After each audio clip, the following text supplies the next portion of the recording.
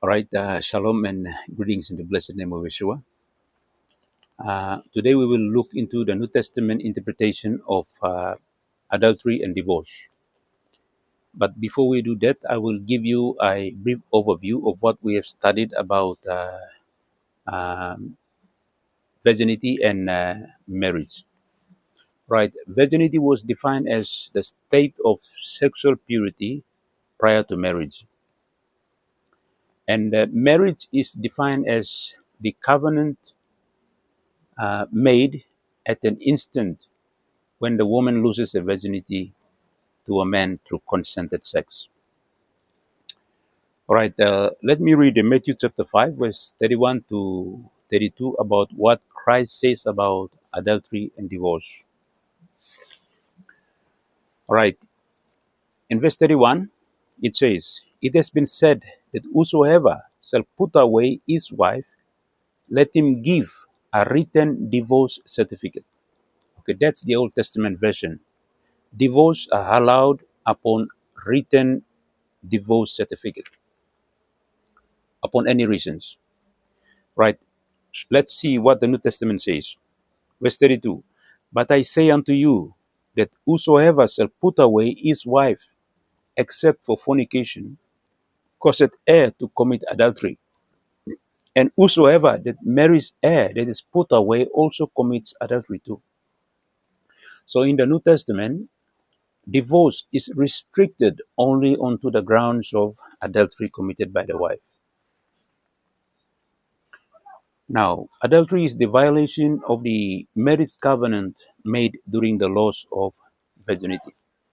I'll give you an example. If a boy and a girl have consented together and the girl have lost the virginity to that boy, but then the relationship comes to the attention of the parents, then the parents say, "No, we don't want that boy or we don't want that girl, so both of you have to part ways again." So the the boy now leaves the girl and the girl moves on and the boy moves on. The girl goes and remarries again, and that marriage is considered adulterous because uh, she has lost the virginity to somebody else. Now the parents are party to that sin, that adulterous sin. So if uh, if uh, if Jesus comes back, these two parents will go to hell. Okay, they will go to hell for. So it's very important. If they confess, they must confess and also revoke whatever the marriage that girl has done, because they have initiated the initial breakup. Okay, they have to confess and at the same time practically restore the girl's marriage. So parents out there, be mindful about uh, this issue. All right, in the New Testament, divorce is only allowed on the grounds of adultery. If the woman commits adultery, then the husband can divorce her.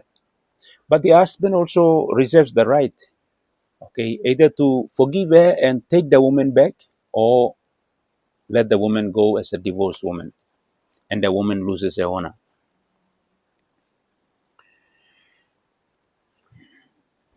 All right, divorced women are not allowed for remarriage.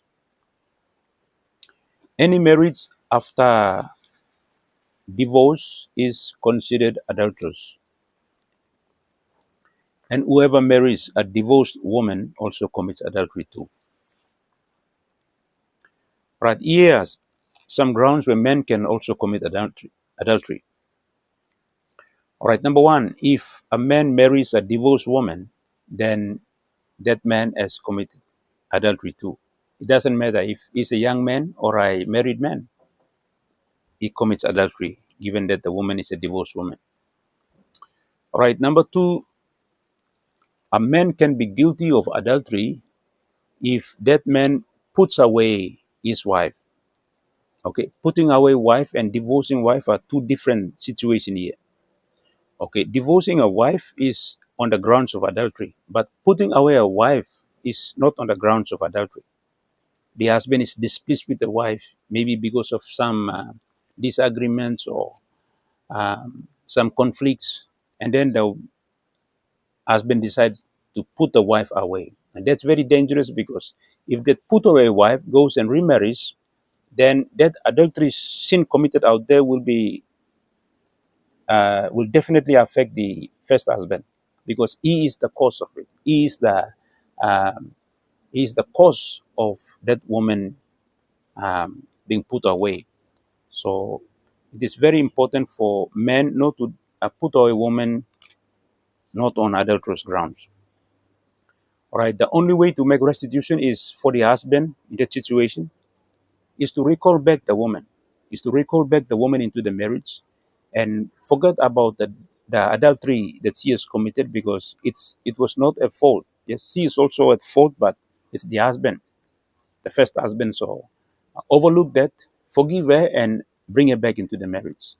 And that's the only way to make restitution in such case.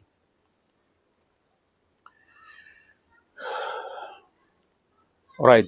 Thirdly, the third ground is men can commit adultery by just looking lustfully after a woman. Okay, that's in Matthew chapter 5, verse 28. Jesus said, "Whoever looks at a woman and lusts after her has already committed adultery with that woman in his heart." Therefore, though there are no physical contact, but adultery is committed in the heart.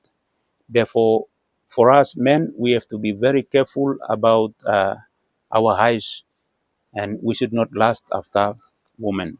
If we do, we will commit adultery and will be responsible before God in committing that sin. All right. Let me leave you with this text in Ephesians chapter 5, verse 25 to 27. Verse 25. Husband, love your wife even as Christ also loved the church and gave himself for it. Verse 26. That he might sanctify and cleanse it with the washing of water by the word. Verse 27. That he might present to himself a glorious church, not having spot or wrinkle or any such thing, but it should be holy and without blemish. Now, friends out there, as God demands holiness and righteousness and the church to be blameless, so be it. Let's also keep our marriage holy, blameless, and without wrinkle before God. Shalom, and God bless you.